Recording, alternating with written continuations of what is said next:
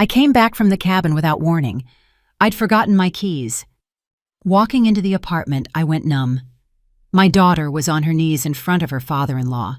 He was holding her by her hair and saying, "Now I'm going to teach you how a real woman is supposed to act in her husband's house." Friends, before I begin my story, I have a small request. If stories about tough decisions and complicated destinies touch your heart, please subscribe to the channel and hit that like button. And in the comments, let us know what city you're listening from. It always warms my spirit to see how many of us are out there. Enjoy the story. Silence. That was what I valued more than anything. I spent my whole life working as the head archivist of the county, surrounded by the silent witnesses of history, yellowed pages, birth records, and wax seals.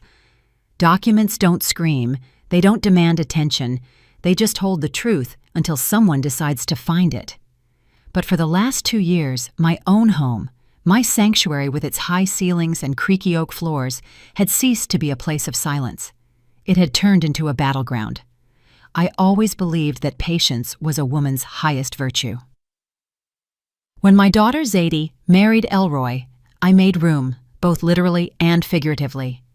I gave the newlyweds the master bedroom and moved myself into the smaller room facing the courtyard. I thought I was helping to build a family. But along with my son-in-law, it wasn't just his suitcase that entered our home, but the thick, sticky shadow of his father, Cornelius Thorne. Cornelius didn't just come to visit, he conducted rounds. Every visit felt like a general inspecting a barracks where the soldiers were already guilty of something.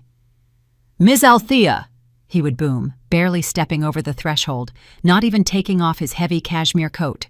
"It smells damp in your foyer again. This is unacceptable for a home raising the future elite of society." By elite, he meant my son-in-law Elroy, and of course himself. I usually stayed quiet. What was I supposed to say? That the house was old, pre-war, and it breathed the only way it knew how? I just nodded, offered tea, and retreated to the kitchen so as not to interrupt men's business. I could hear him lecturing Zadie for napkins that weren't starched enough, for the soup being too thin, for spending too much time on her drawings. "Artist." He spat the word out like a curse. "A woman should paint comfort in the home, not a mess on a canvas." And Elroy? Elroy sat right there, eyes lowered into his plate, chewing silently. He never defended her. Never. To keep from losing my mind in that suffocating atmosphere, I escaped. My salvation was the cabin, an old A-frame about 20 miles outside the city. There, among the wild berry bushes and ancient oak trees, I could breathe again.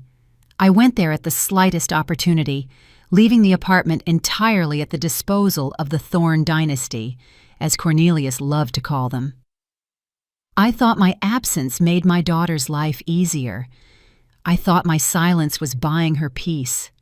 Lord, how wrong I was. That Thursday, I had driven up to the cabin intending to stay until Sunday.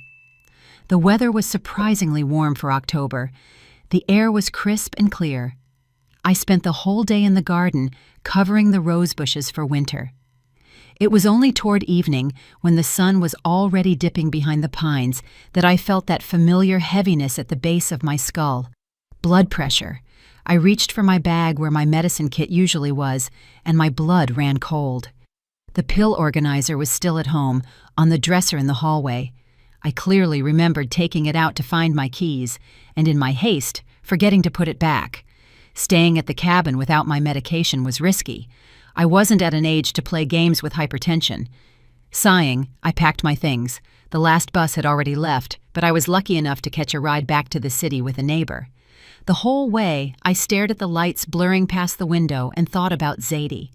Lately, she had become so pale, so quiet. The mischief that used to dance in her eyes had been replaced by fear. I chalked it up to them adjusting to married life, to the grind. I convinced myself, they'll work it out. Love takes time. The main thing was not to interfere. A mother-in-law always ruins things. I was so afraid of becoming that angry, stereotypical mother-in-law that I had turned myself invisible. I walked up to my building at dusk. The windows of our third-floor apartment were blazing with bright, anxious light. Usually, Zadie loved dim lighting. floor lamps, coziness. But this was full illumination, like an operating room. Climbing the stairs, I reached for my keys out of habit, but stopped. The door wasn't locked. The latch was just pulled to, but it hadn't clicked into the groove. Someone must have entered or left in a hurry, or they were expecting someone. I slipped into the foyer silently. Years of working in the archives had taught me to walk without disturbing the dust. A strange, ringing silence hung in the apartment.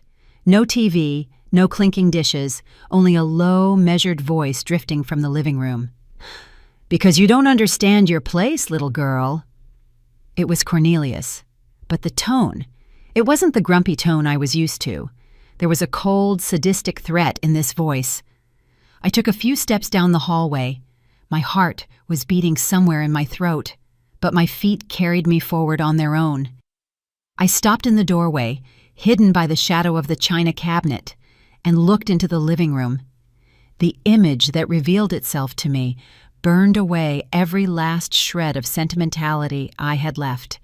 In the middle of the room, on our old Persian rug, my daughter, my proud, talented Zadie, was on her knees.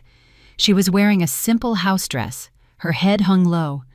Before her, looming like a cliff, stood Cornelius. He was holding her by her hair, not just holding it. He had wrapped her thick, dark braids around his fist, forcing her to tilt her head back so her neck was unnaturally arched. A grimace of pain and humiliation was frozen on her face. Tears streamed down her cheeks, but she didn't make a sound. "Repeat it," Cornelius said quietly, almost gently, and that gentleness reeked of the grave. "Repeat what I said." In the corner of the room by the window stood Elroy, my son-in-law, my daughter's husband. He stood with his back to them, staring into the dark glass. His shoulders were trembling, but he didn't turn around. He knew what was happening, and he was doing nothing. I was wrong," Zadie whispered. Her voice shook and broke. Cornelius yanked her hair harder. Zadie let out a quiet sob. "Louder, and with respect." "I was wrong! Now I'm going to teach you how a real woman is supposed to act in her husband's house, since your own mother didn't bother to explain these simple truths to you." In that moment, something inside me died. The Althea who feared conflict died. The woman who believed that a bad peace is better than a good war died. All the fear, all my polite softness vanished, evaporated, leaving behind only icy clarity. It was as if I were looking at an old, damaged document that needed urgent restoration, or history would be lost forever. I didn't scream. I didn't throw myself at him with my fists. What could an elderly woman do against a heavy-set man pushing 250 pounds? Any hysteria right now would work against us. He would say I was crazy, that I was imagining things, that this was a disciplinary matter. No, archivists don't make scenes. Archivists document facts. Slowly, trying not to let a floorboard creak, I stepped back into the shadows of the hallway and took my smartphone out of my pocket. The camera turned on silently. I raised the phone, catching Cornelius's profile distorted by power, his fist in my daughter's hair, and Elroy's indifferent back. I hit record. Seconds stretched into eternity. The screen captured every word, every movement. "You should thank us, Zadie. Thank us for accepting you into the family," he said, leaning into her face. "Save." I dropped the phone into my pocket. The video was saved. I had the proof. Now I needed to act, not as a protective mother, but as a strategist. If I walked in now, they would make excuses. I needed to catch them off guard, but in a way that left them no time to concoct a lie. I turned back to the front door, grabbed the handle, opened it wide, and then slammed it shut with all my might, loud and rattling, as if I had just burst in from the street without a care for silence. "Zadie! Elroy! I'm home!" I shouted in a bright, casual voice, throwing off my coat. "Can you believe it? I forgot my medicine!" The sound of the slamming door rang out like a gunshot. A deathly silence fell over the living room, followed by frantic shuffling, like rats scurrying into corners. I took a deep breath and stepped out to meet the enemy. I walked into the living room, shuffling my slippers a little louder than usual, feigning shortness of breath. The scene had changed instantly, like in a cheap vaudeville show where the curtain drops too early. Cornelius was no longer looming over my daughter. He was standing by the fireplace, adjusting the cuffs of his pristine white dress shirt, and a mask of benevolence was rapidly forming on his face, which was still red from exertion. Zadie jumped up from her knees. She moved jerkily like a broken doll. She turned her face away, hiding her eyes from me, and mumbling something incoherent about a kettle left on the stove, she darted past me into the kitchen. I felt her shoulder brush mine. She was trembling. That trembling passed to me, but I forced my hands to stay steady. I just gripped the pill bottle tighter, which had conveniently been in my coat pocket. "Ah, Ms. Althea." The in-law's voice sounded almost joyful, though cold malice still splashed in his small, beady eyes. "We were just discussing family traditions with the young folks. Zadie, you know, she can be a bit too emotional sometimes." "Nerves, it's all nerves." Elroy finally turned from the window. He didn't look at his father. He looked at the toes of his shoes. "Yes, Mama," he squeezed out. "We were just talking." I sank into an armchair, sighing heavily, and rubbed my temples. "Oh, Cornelius, getting old is no joy. My head started hurting so bad I didn't even notice you had come over." "And Zadie?" "Yes, she's sensitive. Been that way since childhood." I saw the tension in his shoulders drop. He bought it. He didn't see a threat. He saw a tired, foolish old woman concerned with her blood pressure. To a man like Cornelius, women are divided into two types, those who can be used and those who can be ignored. I voluntarily stepped into the second category. "You should get some rest, Ms. Althea," he threw out condescendingly, heading for the exit. "I won't tire you out. I have a big day at the committee tomorrow. We're preparing for the city's centennial jubilee. You understand, the Thorn Line has always been at the center of our region's history."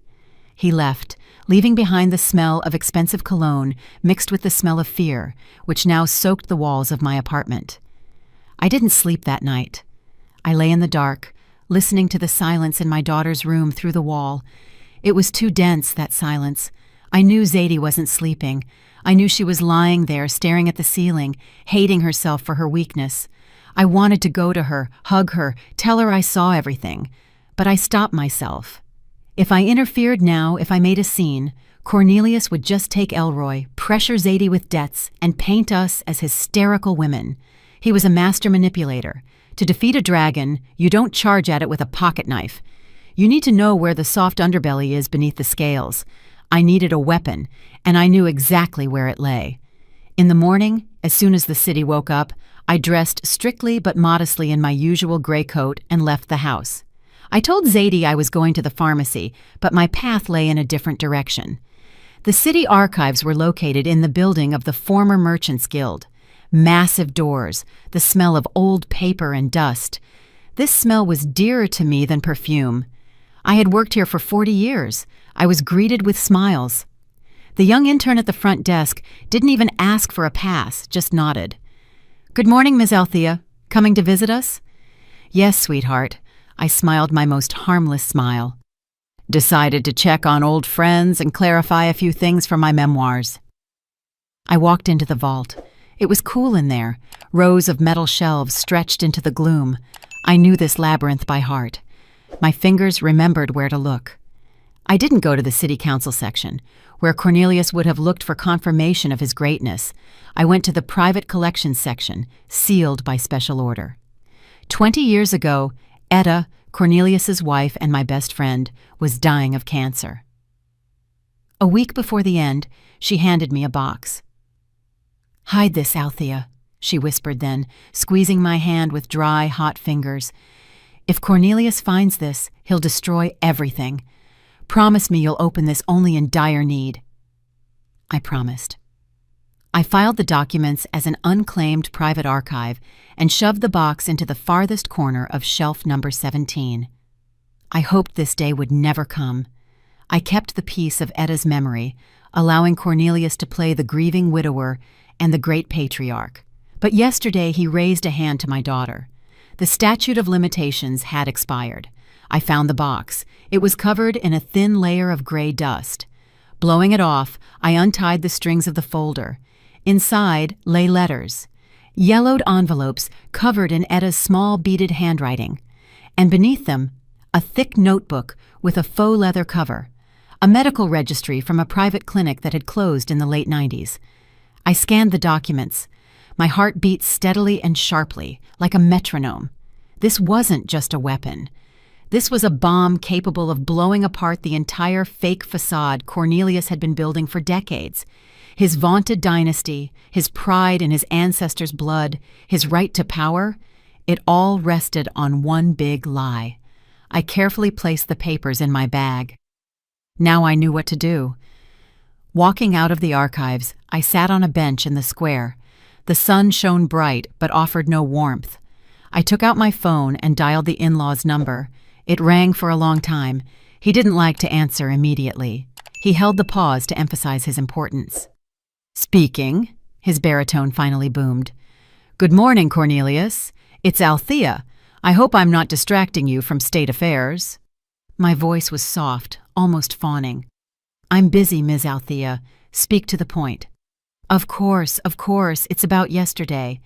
You were talking about the Jubilee, about the campaign for city council. I was thinking, I do have some savings from selling my parents' cabin, and just what I've set aside. I understand elections are an expensive business. Silence hung on the line. I could almost physically feel the calculator clicking in his head. Greed. That was the chink in his armor where I intended to slide the blade. "Go on." His tone changed. The irritation vanished, replaced by predatory interest. "I would like to make a contribution. We are family, after all. And for Zadie, it would probably be more peaceful if we showed solidarity. Maybe you could stop by for tea today? Around 5 o'clock? Zadie won't be here. She went out to sketch so we can talk frankly, about figures." He coughed, trying to hide his eagerness. "Well, family support? That is commendable. I'll find a window in my schedule. I'll be there at 5. I hung up and looked at the archive building. He thinks he's coming for an old fool's money. He doesn't know I've prepared tea flavored with ashes. At exactly 5 o'clock, the doorbell rang. Persistent, demanding, 2 short bursts. Cornelius wasn't late, and he didn't arrive early. He appeared exactly when he said, as if time itself was obliged to adjust to his schedule. I opened the door, feigning hospitality. I was wearing my best house dress, dark green with a brooch at the collar, and on my face was a mask of submissive waiting. "Come in, Cornelius, come in," I bustled, taking his heavy coat. He allowed me to wait on him without even looking in my direction, as if I were a coat rack. He walked into the living room like he owned the place, scanning the room as if already calculating what could be remodeled. On the table sat my signature caramel cake, fine china, and silver spoons, everything he liked. Attributes of a decent home that he bragged about so much. "Well, Ms. Althea." He sank into the armchair, the springs creaking pitifully beneath him. "I'm glad you've shown some prudence. Family is, above all, a common pot and common goals." He immediately took a piece of cake without waiting for an invitation.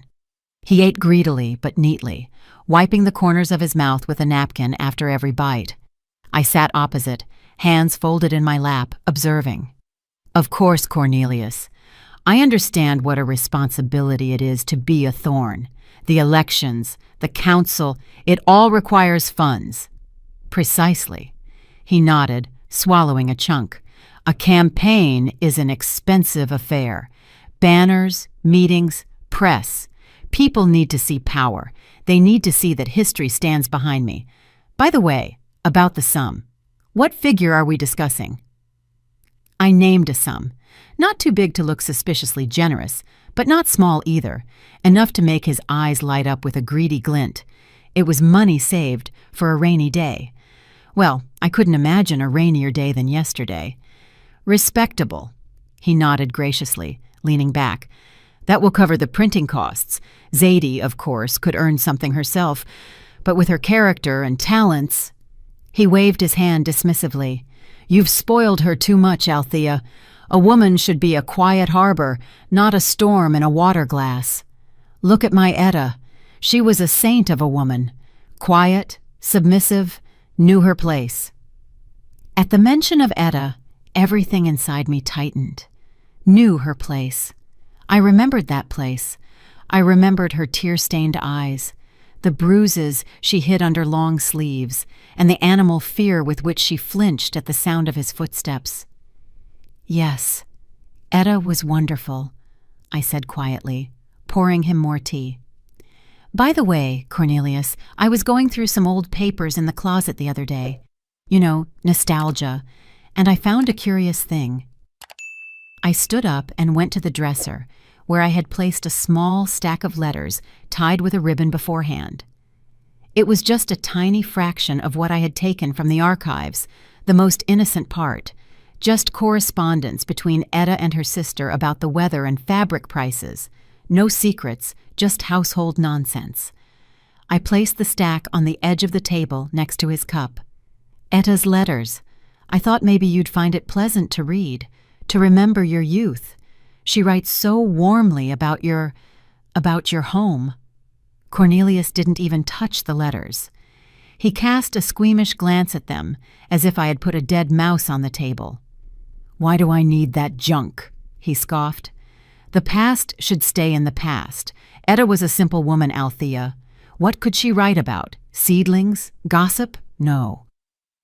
"But it's a memory," I murmured, intentionally playing the role of a sentimental fool. "Memory is monuments, Ms. Althea. It's crests, it's medals, it's achievements. But papers scribbled with women's nonsense, that's trash." He pushed his cup away. "Get rid of it. Better yet, burn it. No need to clutter the house. You can already barely breathe in here from the dust." He said it with such ease. Burn it. He was sure he knew everything about his wife. He was sure she was an empty shell created only to serve as his background. His arrogance was so great, he didn't even entertain the thought that a simple woman could have her own secrets. That was his fatal mistake. He underestimated not only me, but the woman he lived with for 30 years. "As you say, Cornelius," I agreed submissively, putting the letters back in the drawer. "You know best." He stood up, brushing crumbs from his trousers. The talk about money had calmed him, filled him with a sense of self-importance. He got what he came for, and now hurried to leave so as not to waste his precious time on the company of a boring old woman. Already in the foyer, putting on his coat, he stopped and looked around the hallway. "By the way, Ms. Althea, since we are now partners in the campaign, next week photographers are coming to see me. Need the ambiance for the brochure, you understand? The atmosphere of an old noble nest. My study is being renovated, so I decided to hold the shoot here. You have high ceilings, crown molding." I froze. He wasn't asking. He was stating a fact. "Here?" I repeated. "Yes, but some things need fixing." He pulled a folded sheet of paper from his pocket and handed it to me. "Here's a list. Those curtains in the living room? Hideous. Take them down. We need heavy velvet ones, burgundy or emerald. Rearrange the furniture according to the diagram, and take those knickknacks off the shelves. Leave only the leather-bound books. Everything must look dignified. Get it done by Tuesday." He shoved the list into my hand like I was a bellhop at a hotel. "And warn Zadie. Have her dress decently. No jeans. Floor-length dresses, hair pulled back. She needs to look like a worthy daughter of her—" He caught himself for a second. "Of her husband." He slapped me on the shoulder with a heavy, patronizing gesture. "Don't let me down, Althea. We're doing this for the future." The door closed behind him. I stood in the hallway, clutching the list of his demands in my hand. Remove the curtains, move the furniture, hide the knickknacks. He was ordering me to reshape my own home, to turn it into a set for his play. I unfolded the paper. His handwriting was large, sprawling, with heavy pressure. The list was long. I walked slowly into the kitchen, put the paper on the table next to the half-eaten cake, then took out a matchbox. I struck a match against the side. The flame flared up merry and bright. I held it to the corner of the list. The paper caught instantly. I watched the fire devour his orders, watched the letters blacken and curl, turning into ash. "Burn that trash," he said about Etta's letters. "Well, Cornelius, I fulfilled your request. I started burning the trash. You were just mistaken about exactly what constitutes trash in this house." The ash fell onto the saucer. I rubbed it with my finger. Black soot stained my skin. Now that he had so carelessly brushed off the past, confident in his invulnerability, my hands were untied. He invited war into my house himself. He set the date of the battle himself. Tuesday, photo session. Perfect. I would have just enough time to prepare the scenery, only the script would be mine. And at the finale of this play, he wouldn't be getting any applause. I went to wash the dishes. The water rushed, washing the leftover frosting from the plates, and a plan was already forming in my head. Quiet, not hysterical, quiet as a whisper in a library, a whisper that brings down empires. The next morning, I started my renovations, but instead of running to the store for velvet drapes, I put on my Sunday coat and went visiting. First on my list was Mrs. Calloway, Lucille, the widow of the former mayor. This woman knew everything about the city, and more importantly, the city knew everything from her. She was a living telegraph, transmitting news faster than any internet connection. I didn't come empty-handed. I brought an album of old photographs, allegedly to prepare an exhibition for the Jubilee. "Lucille, darling," I cooed, flipping through pages over tea. "Look, isn't this precious? That's our park in 53. And this... Oh, look, that's Cornelius's grandfather." I pointed to a group shot of factory workers. Among them, in a greasy jumpsuit holding a hammer, stood a stocky man. "Strange," I drawled thoughtfully, adjusting my glasses. "Cornelius always says his grandfather was an officer, a war hero, commanded a regiment. But here he is in a pipefitters' brigade in 53. Did officers work as pipefitters?" Mrs. Calloway squinted, bringing the photo to her eyes. "Indeed." A hunter's note rang in her voice. "Very strange. Thorne loves to talk about noble roots and officers' honor. And here a simple laborer. No, labor is honorable, of course, but why lie?" The seed was planted. I knew that by evening, this photograph, or rather the rumor of it, would fly through every parlor in the city. Thorne is a liar. His biography is a fake. That was the first, barely noticeable prick of the needle. That same day, I stopped by 2 more keepers of our city's hearth. To one, I casually showed an old newspaper clipping where the Thorne surname was mentioned in a list of debtors for rent back in 1998. To the other, I complained about how hard it is to find a good notary for asset division these days, and accidentally dropped the phrase, "It's good that Cornelius and I have everything transparent, although they say he has big problems with the banks." I wasn't accusing. I was just wondering.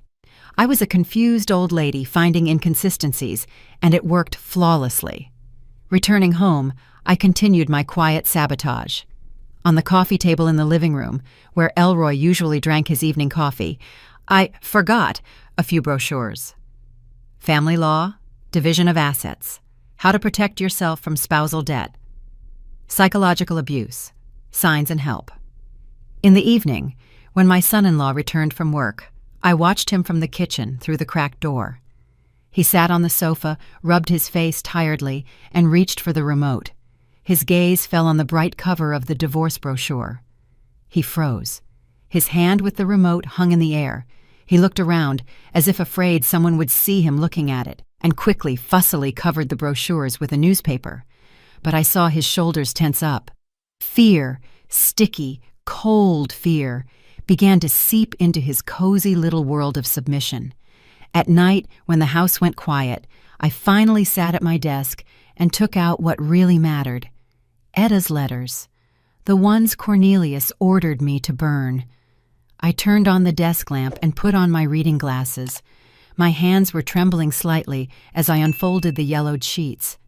I knew there might be something important, but what I read turned everything upside down. "Dearest Althea," Etta wrote in a letter from 1978, "I don't know how to live with this lie. Cornelius forbade me to speak even to doctors. He said if anyone finds out, he'll kill himself or me. Mumps. Ordinary childhood mumps that he had when he was 12. The doctor said, sterility, absolute, irreversible. I reread those lines 3 times. Sterility. I picked up the next letter. We took a boy from the orphanage in the next county. Cornelius arranged everything. He paid the head doctor a huge amount of money to rewrite the birth certificate so no one would know he isn't our child. We named him Elroy. Cornelius said, now I have an heir. The line won't break. But he hates him, Althea. He looks at him and sees not a son, but proof of his inadequacy. He punishes him for every breath, for every step. He breaks him so no one suspects that this boy doesn't have his great blood. The medical registry confirmed every word. Patient record, Thorn, C. Diagnosis, orchitis, complicated by azoospermia. And next to it, the forged birth certificate for Elroy, where in the field for father, a confident hand had written, Thorn Cornelius. I leaned back in my chair. The room was stuffy, but I was shivering. Elroy wasn't his son. All this tyranny, all this blood cult, all these endless talks about breed and genes, it was all a monstrous, grotesque lie. Cornelius wasn't just lying to those around him. He built a hell for an adopted child to hide his own male inadequacy.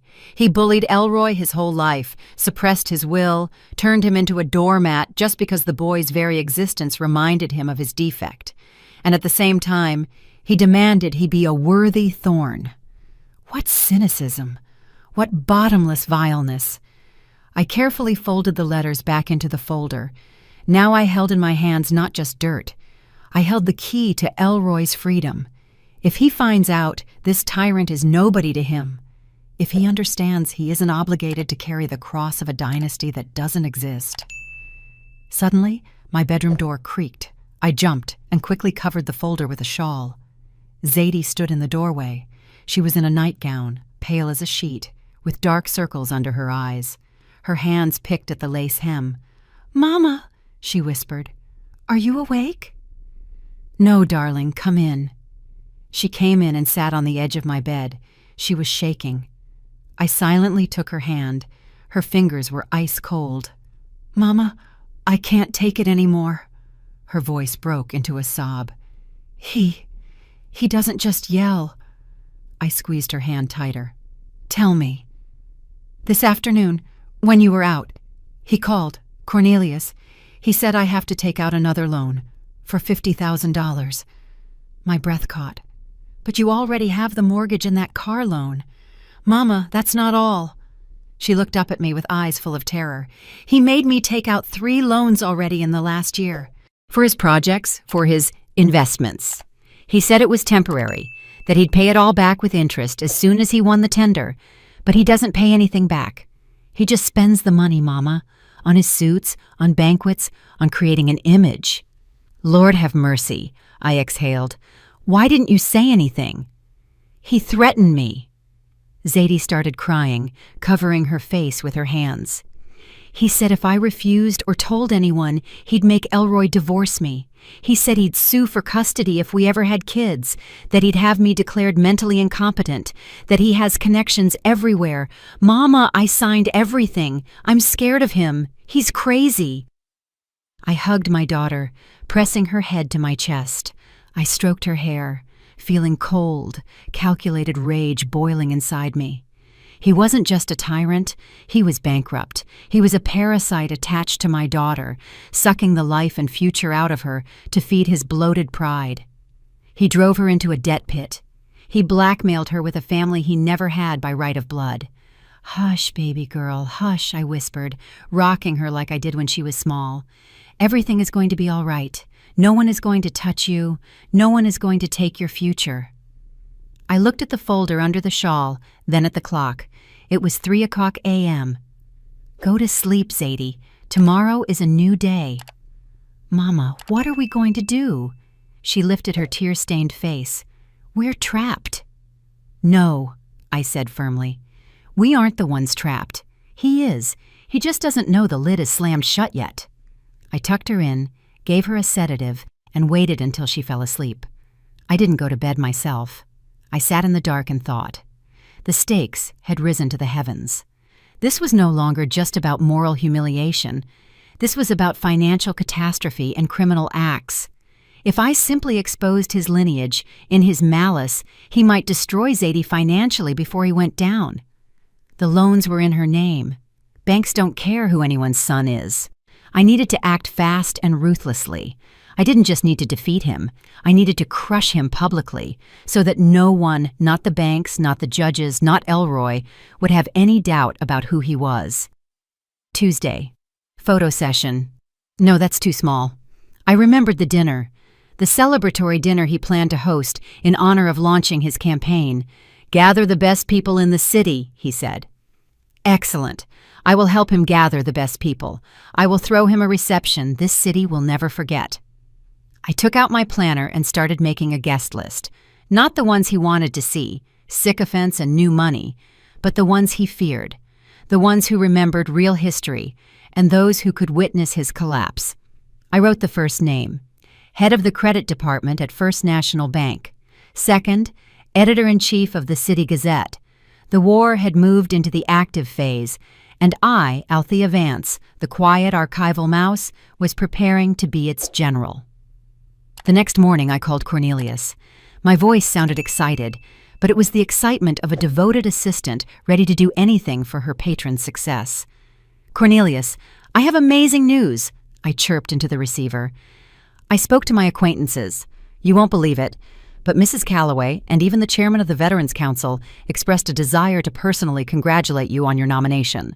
They want to see you in an informal setting, so to speak. No ties." A pause hung on the line.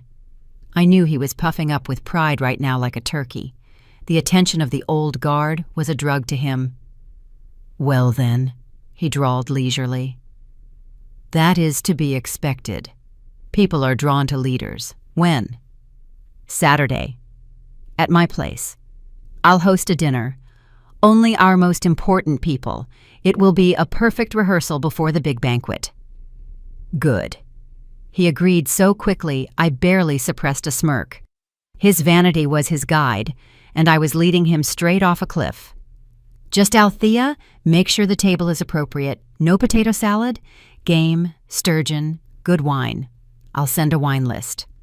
"Of course, Cornelius. Everything will be top tier." I spent the whole week preparing, but not for a celebration, for an execution. I ordered food from a restaurant so I wouldn't be stuck at the stove. I needed my strength. I polished the silverware to a mirror shine so it would reflect his disgrace, and I sent out the invitations. But the most important thing I did was on Friday. I went to the bank.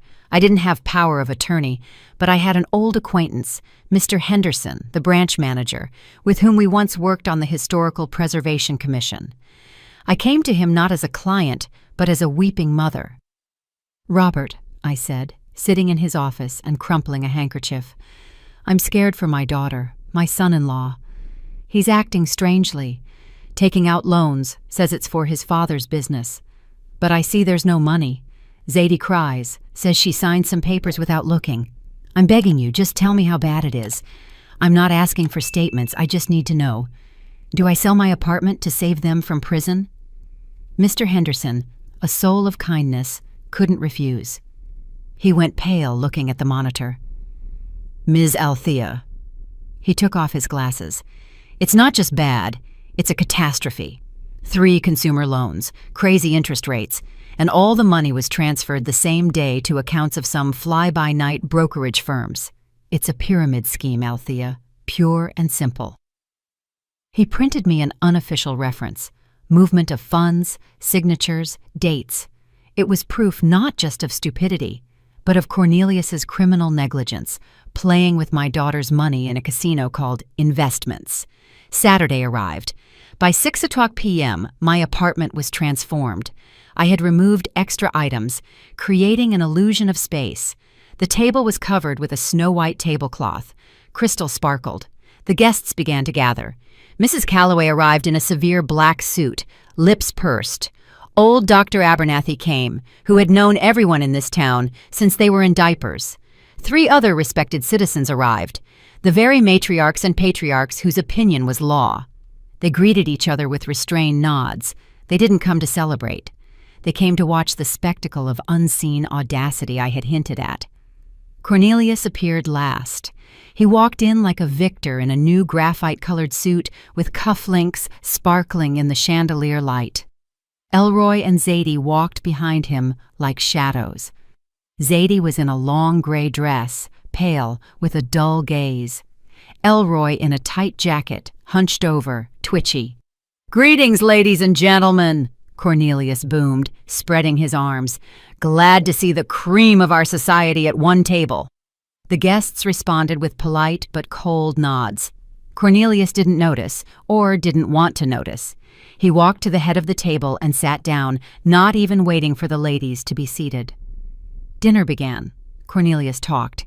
He talked about the fate of the nation, about the decline of morals, about how important it is to preserve traditions. He ate sturgeon, washed it down with wine, and pontificated. "My line," he broadcasted, raising a glass, "has always served as an example. My grandfather fought in the war, my father built this city, and I, as the head of the family, carry this banner. We thorns, we are steel." Mrs. Calloway coughed delicately. "Excuse me, Cornelius," she said quietly, "but what regiment did your grandfather serve in? I was just going through the archives recently." Cornelius froze for a second, but immediately recovered. "Cavalry, of course. Guards regiment. Swords drawn. Huzzah!" Mrs. Calloway exchanged glances with Dr. Abernathy. A mixture of pity and contempt read in their eyes. The tension at the table grew. The guests barely ate. They were watching this one-man show, waiting for the climax, and Cornelius began to bring it closer himself. The wine hit his head. He felt the audience wasn't warming up and decided he needed to show power. "Zadie!" he barked suddenly, slamming his palm on the table. "Why are the glasses empty? Are you asleep? Tend to the guests. What did your mother teach you?" Zadie flinched, dropping her fork. The sound of silver on china rang out deafeningly. She jumped up hastily, grabbed a bottle of wine. Her hands were shaking. She reached for Mrs. Calloway's glass, but the bottle slipped from her damp fingers. Red wine splashed onto the tablecloth, spreading in an ugly stain that looked like blood. "Clumsy!" Cornelius roared. His face turned crimson. "You embarrass me. Can't even pour wine." He raised his hand. It was a reflex motion, practiced by years of impunity. He wanted to slap her hand or shove her, like he did at home. Elroy shrank into his chair, closing his eyes, but the blow never landed. I stood up calmly, without sudden movements. I walked over to Zadie, took the bottle from her hands, and set it on the table. Then I put my hand on her shoulder. My palm was heavy and warm. "No," I said. My voice was quiet, but in the ensuing silence, it sounded like a gong strike. "She will not be pouring. She is not the help, and she is not your property." Cornelius slowly turned his head to me. His eyes bulged with surprise. "Mutiny on the ship from this gray mouse?" "What did you say?" he hissed. "You dare dictate to me in the presence of my family?" "This isn't your family, Cornelius." I called him by his first name without the Mr. for the first time in 20 years. "And this isn't your money." I pulled the folder from under a napkin, the one with the bank statement, and threw it on the table right onto the plate with the half-eaten sturgeon. "What is this?" He recoiled squeamishly. "That is the bill," I said. "The bill for your greatness. 3 loans in Zadie's name, $75,000. Money you stole from your children and threw to the wind on those investments of yours that popped like soap bubbles." The guests gasped. Dr. Abernathy reached for the folder, opened it, ran his eyes over the lines. "My God," he muttered. "Crypto guarantee? Cornelius, did you put the children's money into pyramid schemes?" Cornelius went pale. Sweat broke out on his forehead in large drops. "That's a lie," he shouted, jumping up. "It's a fabrication. This witch wants to frame me. I am a businessman. I have assets." "You have nothing," I cut him off. You are bankrupt, Cornelius. You live off your son's wife, whom you drive into debt by threatening to destroy her marriage. You aren't a patriarch. You are a parasite." "Silence!" he roared, losing human form. He grabbed a steak knife from the table. "I'll kill you!" Zadie screamed. The guests recoiled in horror. "Go ahead," I said, looking him straight in the eyes. I didn't step back an inch. "Strike me in front of witnesses. Show them all who the real Cornelius Thorne is." He froze with the knife in his hand. His chest heaved. He looked around. 10 pairs of eyes were staring at him, and in those eyes there was no respect, no fear, only disgust. He slowly lowered the knife. Silver clattered against the plate. You don't understand," he wheezed, trying to regain shreds of dignity. "I did it for the family, for the future." "For the future?" I asked. "What future? A future built on lies?" I took a step toward the table and picked up the second folder, the one that had been lying on the sideboard. The folder with Etta's letters. "Speaking of the future," I said, opening it, "and the past. You love to talk about blood so much, Cornelius, about dynasty, about how important it is to pass on genes." I pulled out the medical chart, old and tattered. "What is that?" He backed away. He recognized that notebook. I saw it in his eyes. Animal terror splashed in them. "It's a medical history," I said loudly, so everyone could hear, especially Elroy. "Your history, Cornelius. 1978. Elroy raised his head. For the first time all evening, he wasn't looking at the floor, but at me. A spark of understanding appeared in his gaze. "Don't you dare," Cornelius whispered. "Don't you dare." "Why?" I asked. "You love the truth. So let's tell the truth. Let's tell everyone, and your son too, why you hate him so much, why you tried to break him his whole life. Isn't it because every time you look at him, you remember he isn't yours?" The silence in the room became a vacuum. It felt like the air had vanished. "What?" Elroy's voice sounded raspy, like metal scraping. "What did you say, Mama?" I turned to my son-in-law. "He is not your father, Elroy. You are adopted. Your father is sterile." The bomb detonated. Shrapnel flew in all directions, and there was no way back. At the table, someone knocked over a glass, but no one turned at the sound of breaking glass. All eyes were glued to Cornelius.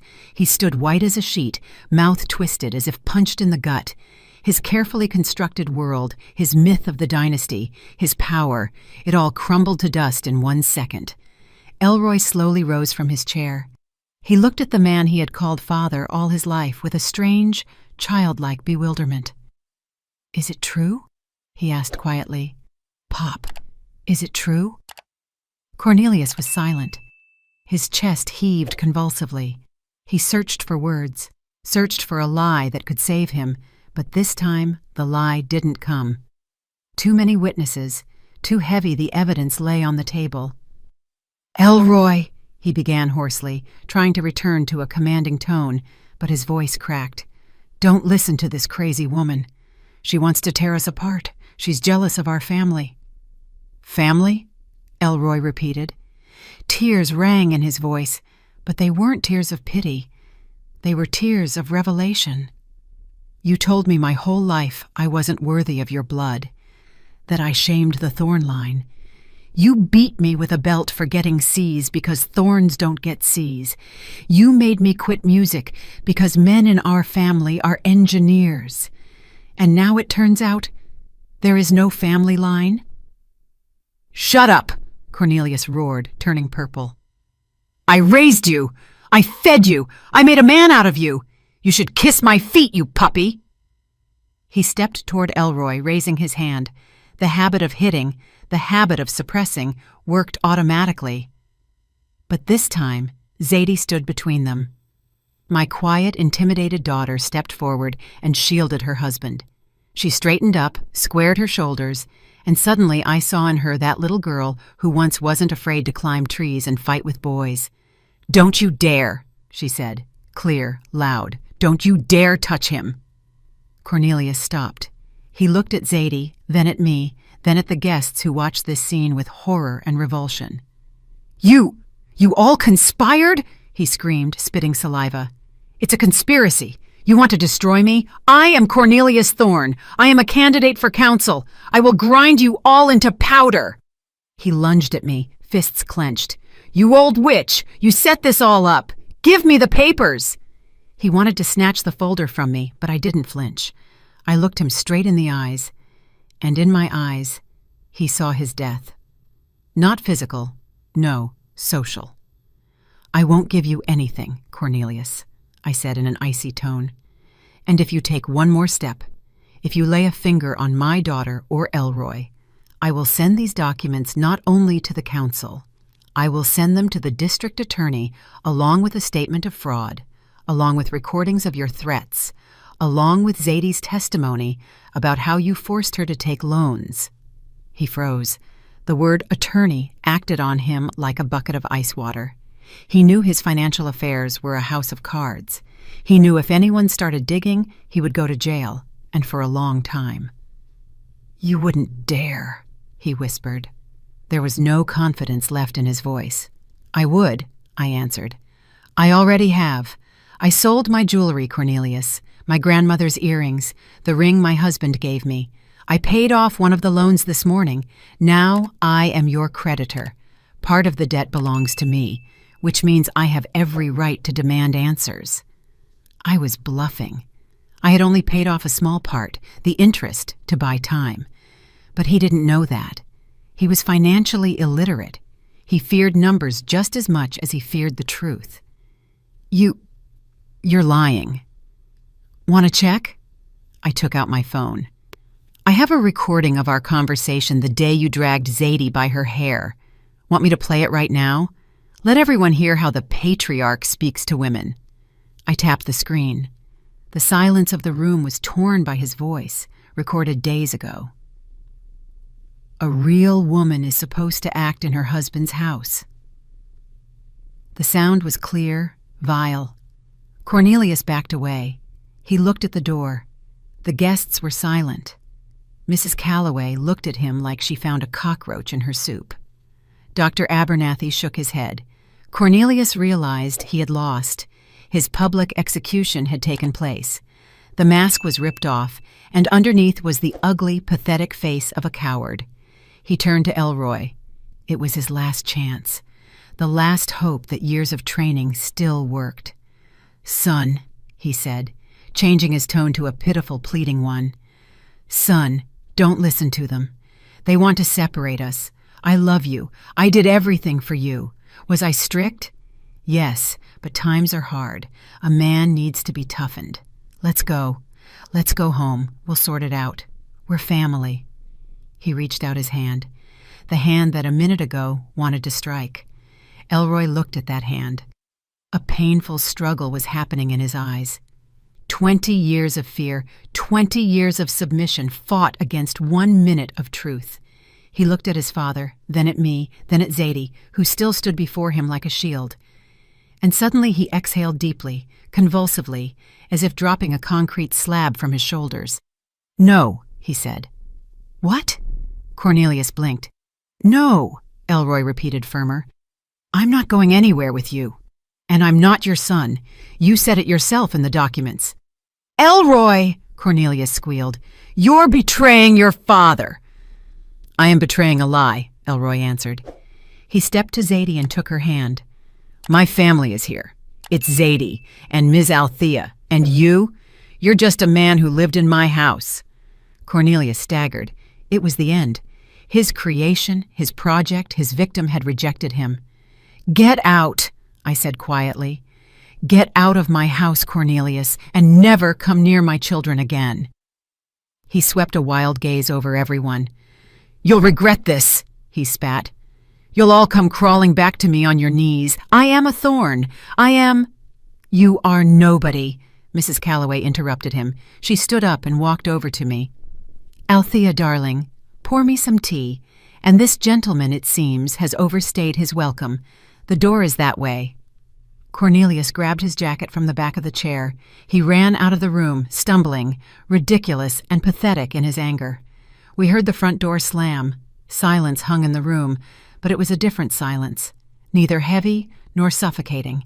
It was the silence after a storm, when the air becomes clean and fresh. Elroy sank onto a chair and covered his face with his hands. His shoulders shook. He was crying. For the first time in years, he wasn't crying from humiliation, but from relief. Zadie hugged him, stroking his head. I looked at the guests. "I apologize for the scene," I said, fixing my hair. "It seems dinner is a bit ruined."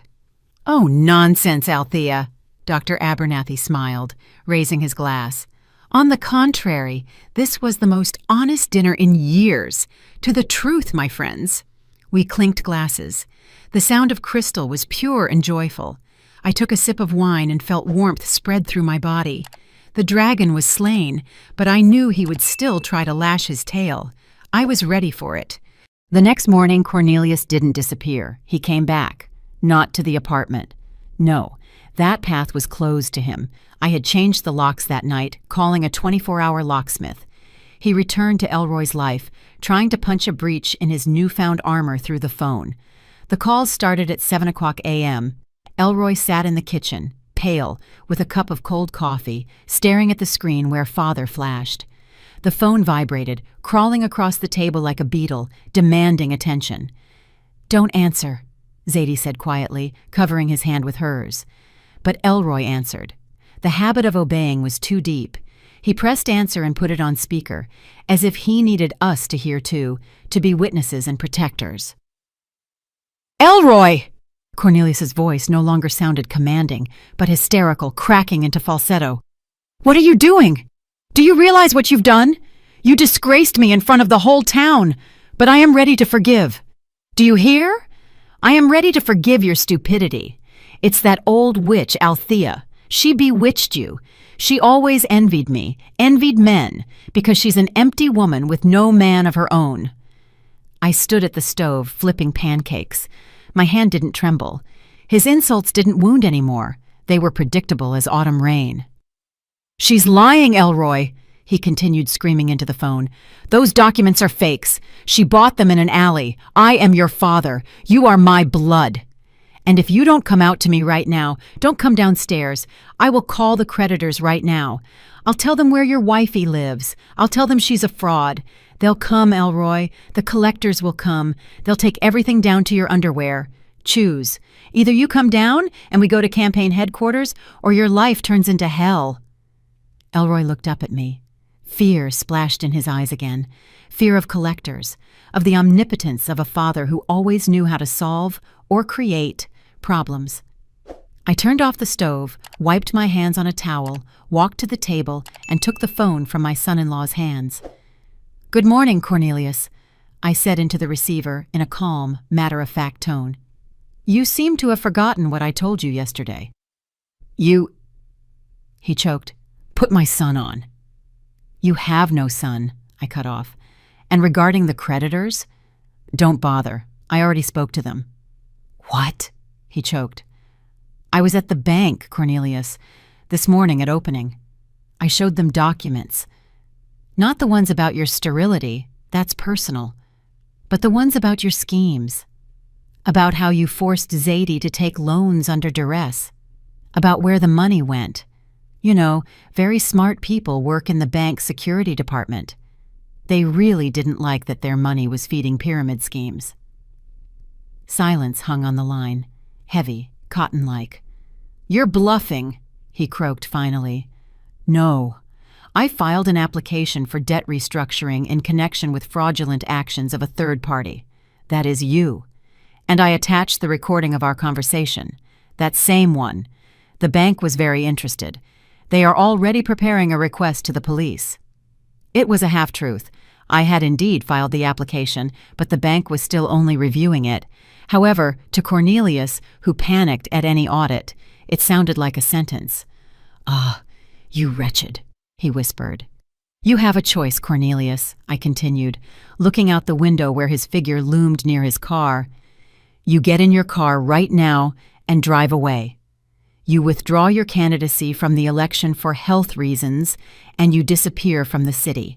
If you do this, I might withdraw the statement. Might.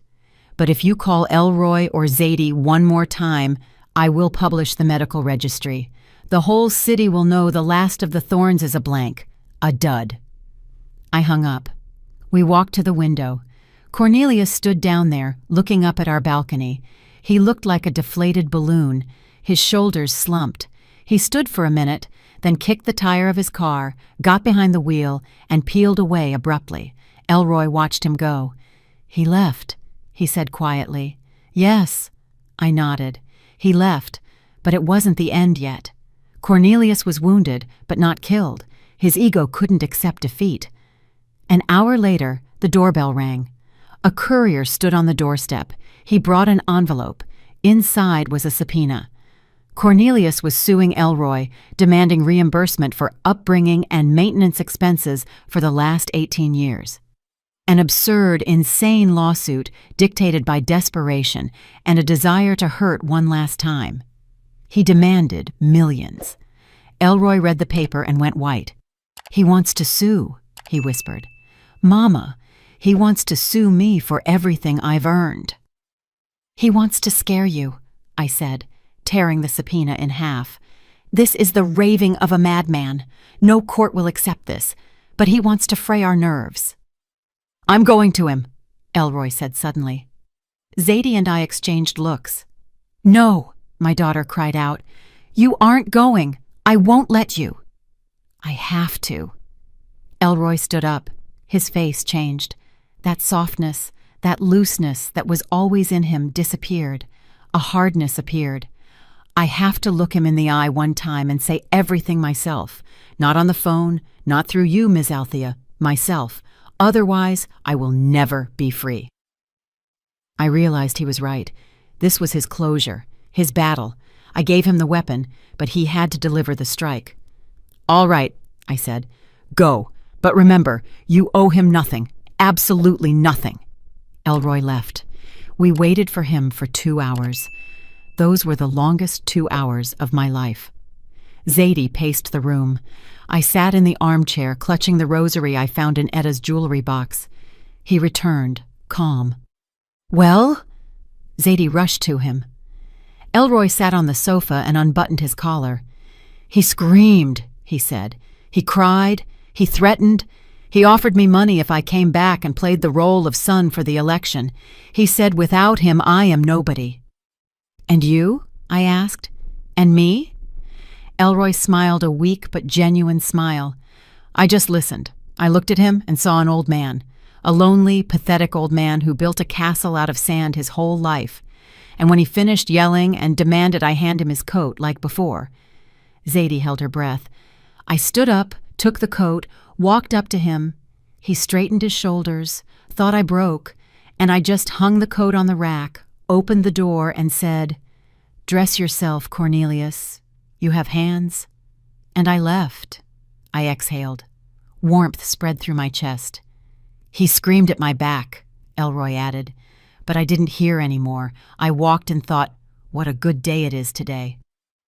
At that moment, as if confirming his words, the sun came out from behind the clouds, flooding the room with bright light. The shadow of the dynasty had dissipated. We won, but ahead lay the hardest part, learning to live without war, to live just because, happily.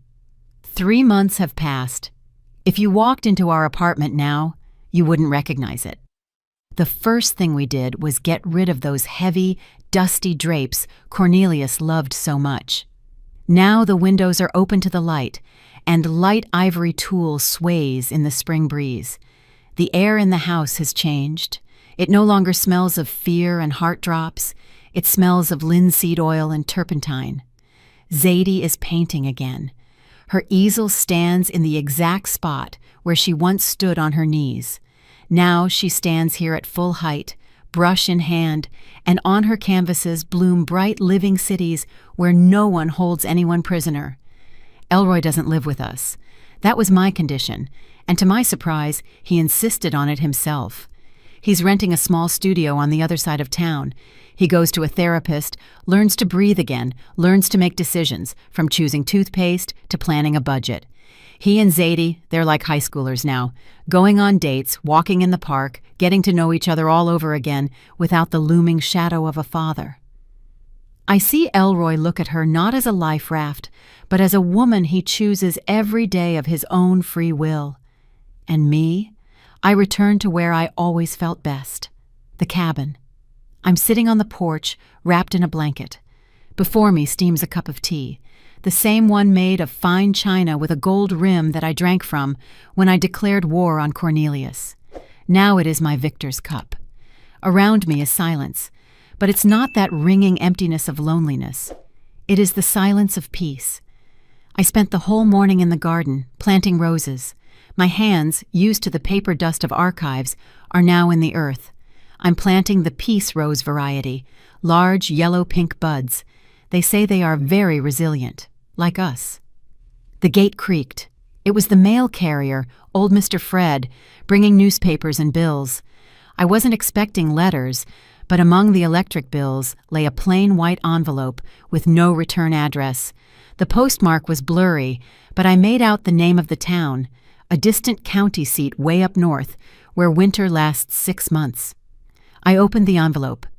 Inside, there was no letter, just a clipping from a local paper, the Northern Herald, dated last week. The blurb was tiny, in the miscellaneous column. A poor quality photo showed the opening of some municipal archive or DMV office.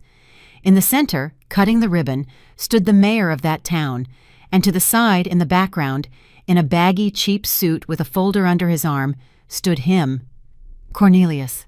He looked small, hunched. Where did his lordly posture go? Where did that commanding squint vanish? In the photo was an ordinary, tired clerk. Junior record specialist, the caption read, listing those present. He fled to the edge of the world to start over. But there, in that cold land, without Zadie's money, without my silence, without Elroy's submission, he became who he really was, nobody. A small man with big ambitions that are now only good for shuffling papers from one desk to another. I looked at his face on the grainy newsprint. I felt neither schadenfreude nor pity, only deep, absolute indifference. He was to me no more than a historical fact, an unpleasant episode that had finally concluded. I took out a box of matches, struck the sulfur head. The flame danced in the wind, but I shielded it with my palm. I held the flame to the corner of the newspaper clipping. The paper flared up instantly.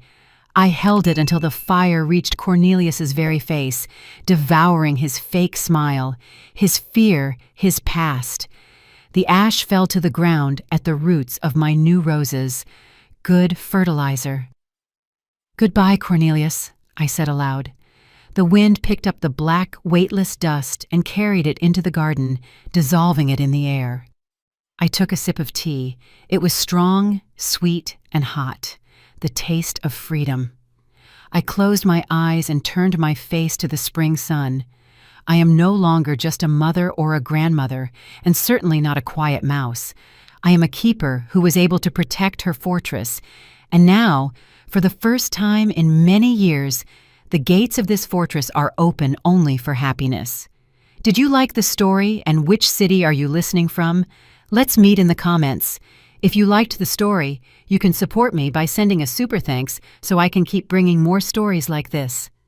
Thank you so much for your sweet support. I'm looking forward to your comments on the story. On the screen, you can see 2 new life stories that I highly recommend. There's so much more on my channel. Don't forget to subscribe. See you in the next life story with love and respect.